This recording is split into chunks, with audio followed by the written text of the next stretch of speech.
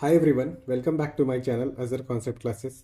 आज मैं आप लोगों को पॉलिटेक्निक फर्स्ट सेमेस्टर का फर्स्ट टॉपिक यानी कि मैट्रिसेस पढ़ाने वाला हूं, जो कि कम्प्लीटली बेस्ड रहेगा जेयूटी के 2024 सिलेबस के ऊपर।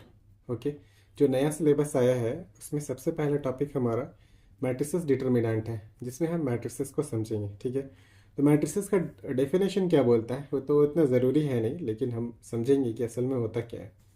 Matrices represents by a rectangular array of numbers or function arranged in rows and column। इसका मतलब ये है कि कोई भी फंक्शन को या कोई भी नंबर्स को हम इस तरीके से लिखते हैं जो कि रेक्टेंगुलर एरे होना चाहिए। ये जो हमारा ब्रैकेट बना हुआ है ये हमारा एक रेक्टेंगुलर एरे को रिप्रेजेंट करने का तरीका हो गया, और इसके अंदर जो भी नंबर्स है या फंक्शन है वो हम इसको हम एलिमेंट ऑफ मैट्रिक्स बोलेंगे। ठीक है, यहाँ पर हम डेफिनेशन भी लिखे हैं एलिमेंट ऑफ मैट्रिक्स का, और कुछ टर्म्स होंगे जो हमको समझना है।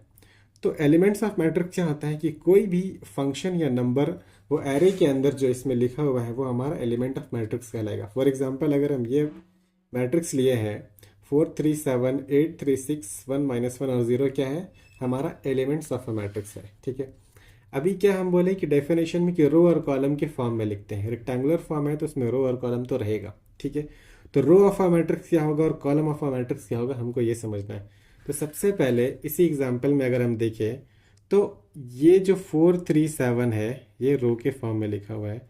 दूसरा 8 3 6 भी है, ये एक दूसरा रो है।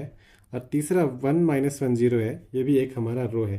यानी कि ये R1 हम बोल देते हैं, रो 1, रो 2, रो 3। यानी कि टोटल रोज कितना है हमारा यहाँ पर। तो टोटल रो अगर आपसे पूछा कोई तो यहाँ पर टोटल 3 रो है। ठीक है, उसी तरीके से अगर हम बात करें कॉलम का, तो कॉलम ऑफ अ मैट्रिक्स क्या होता है कि कोई भी नंबर्स जो है वो कॉलम में कौन कौन सा लिखा है वो देखेंगे। तो ये 4 8 और -1 ये एक कॉलम हो गया, ये 3 3 और -1 ये एक दूसरा कॉलम हो गया, और 7 6 और 0 ये हमारा एक तीसरा कॉलम हो गया।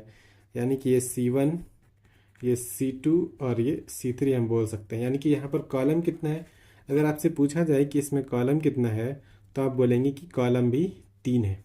ठीक है, तो इस तरीके से हम बोल सकते हैं कि रो ऑफ अ मैट्रिक्स क्या होगा, जो रो में लिखा हुआ है वो रो ऑफ अ मैट्रिक्स, और जो कॉलम में लिखा हुआ है वो कॉलम ऑफ अ मैट्रिक्स। ठीक है, उसके बाद तो फिर इसके हिसाब से अगर हम रो देखें तो यहाँ पर R1, R2 और R3 तीन रो है हमारे पास। ठीक है, और कॉलम कितना है, C1 C2 और C3 ये हमारा कॉलम है। ओके, इस मैट्रिक्स के एग्जांपल के हिसाब से अब हम समझेंगे कि ऑर्डर ऑफ अ मैट्रिसेस क्या होता है। ठीक है, हम तो समझ गए कि कोई भी फंक्शन या नंबर्स को एरे में लिखने के तरीके को हम क्या बोलते हैं, मैट्रिसेस बोलते हैं। ठीक है, उसमें रो होना है और कॉलम होना है। अभी समझते हैं कि ऑर्डर क्या होगा।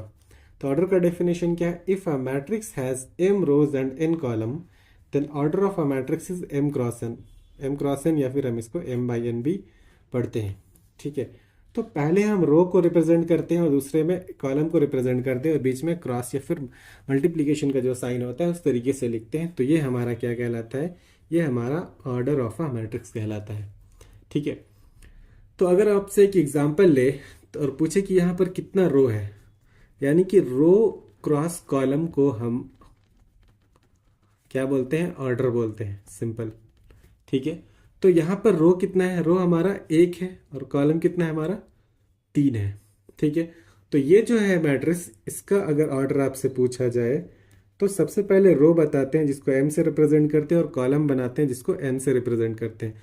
तो रो हमारा कितना है, 1 है, और कॉलम हमारा 3 है। तो ये 1 × 3 का मैट्रिसेस हो गया। ठीक है, उसी तरीके से हमने दूसरा एग्जाम्पल लिया है यहाँ पर। इसमें क्या है, 1 2 3 रो है। अगर हम आपको बोले तो ये रो 1 है, ये रो 2 है, और ये रो 3 है। और कॉलम बोले तो एक ही कॉलम है।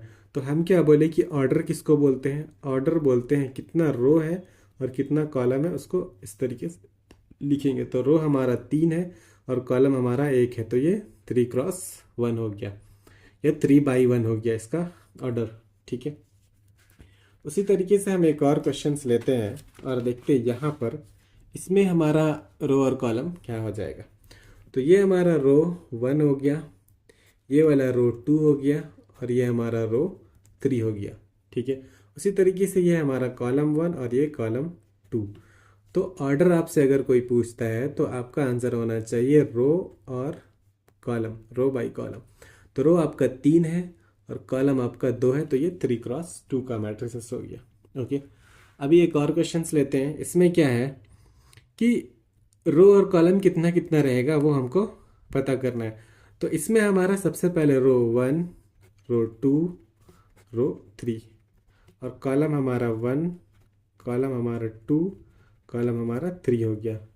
तो फिर से अगर आपको कोई ऑर्डर बोलता है कि ऑर्डर क्या होगा, तो ऑर्डर के लिए हम बोले हैं M×N होता है। M क्या रिप्रेजेंट करता है, रो को रिप्रेजेंट करता है, और N क्या रिप्रेजेंट करता है, कॉलम को रिप्रेजेंट करता है। यानी कि रो भी 3 है और कॉलम भी 3 है, तो ये 3x3 का मैट्रिसेस है।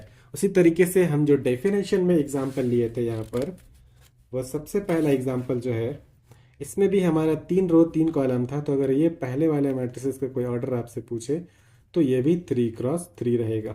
ठीक है, अभी आपके लिए एक सवाल है यहाँ पर कि ये वाले का रो और कॉलम कितना कितना है। इजली कैलकुलेट कर सकते हैं कि यहाँ पर ये 1 2 3 4 टोटल 4 रो है और कॉलम हमारा 1 2 3 है। यानी कि ये जो मैट्रिसेस है वो 4x3 का मैट्रिसेस है। तो इतना में अभी तक हम क्या समझे कि मैट्रिसेस बोलते किसको है, उसके बाद रो क्या होता है, कॉलम क्या होता है और ऑर्डर क्या होता है। ठीक है।